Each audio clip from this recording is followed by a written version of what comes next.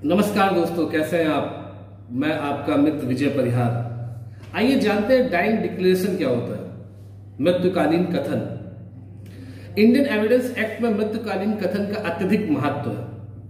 Indian evidence act की धारा 32 उपधारा 1 के अंतर्गत मृत्युकालीन कथन का वर्णन किया गया है और डाइंग डिक्लेरेशन को इंडियन एविडेंस एक्ट में एडमिसिबल भी माना गया है। जब कोई व्यक्ति अपने ईश्वर से मिलने वाला होता है तो ऐसा माना जाता है कि अंतिम समय वो अपने मुंह से झूठ बोल के नहीं मरेगा और हर व्यक्ति सत्य कहकर ही मृत्यु को प्राप्त होना चाहता है।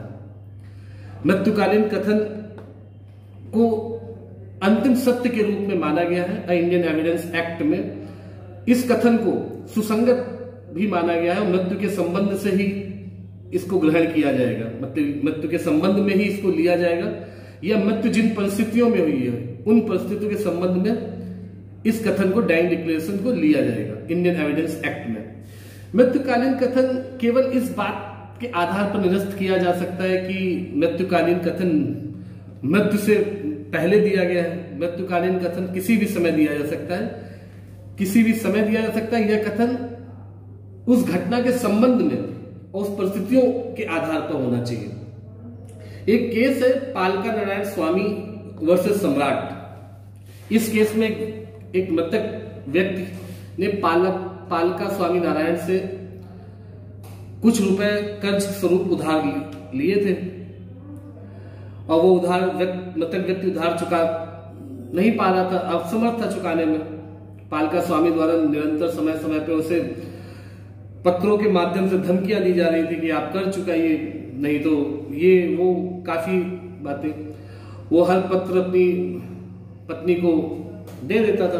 कुछ समय बाद वो अपनी पत्नी से कह के गया कि मैं पालका स्वामी जी से मिलने भैरमपुर जा रहा हूं, उनके गांव।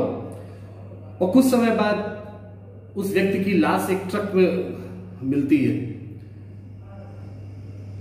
इसमें पालका स्वामी नारायण दोषी सिद्ध पाए जाते हैं क्योंकि जिस ट्रक में वो लाश पाई जाती है वो पालका स्वामी नारायण की ही होती है और मृतक द्वारा दिया गया आखिरी बयान, आखिरी स्टेटमेंट अपनी पत्नी को कि मैं पालका स्वामी से मिलने बहरमपुर जा रहा हूं, तो ये उसका डाइंग डिक्लेरेशन माना गया। कोर्ट ने पालका स्वामी को इस केस में दोषी सिद्ध पाया और संबंधित साक्ष्यों परिस्थितियों को देख के उनको सजा सुनाई।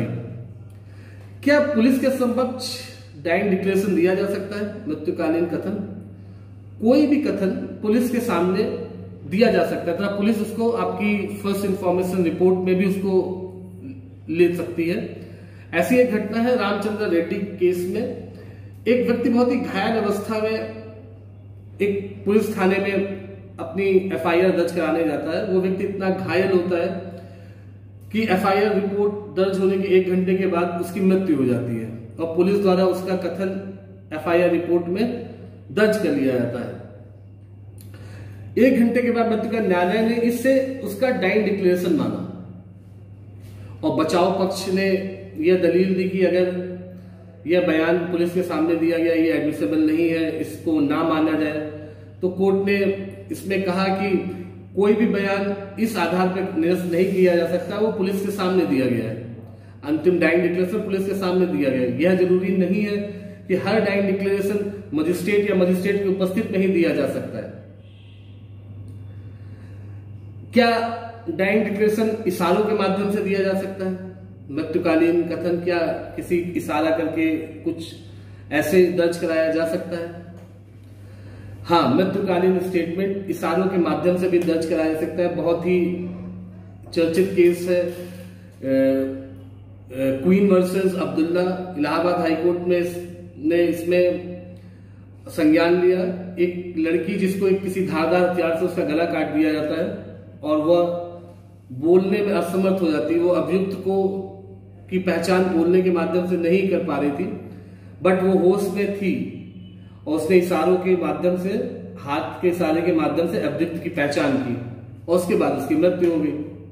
तो उसके द्वारा इशारों के माध्यम से अभियुक्त को पहचानना उसका डाइंग डिक्लेरेशन माना गया और कोर्ट ने अभियुक्त को सजा सुनाइए। अगर आपको मेरा ये वीडियो अच्छा लगा हो प्लीज लाइक और सब्सक्राइब करना ना भूलें। धन्यवाद।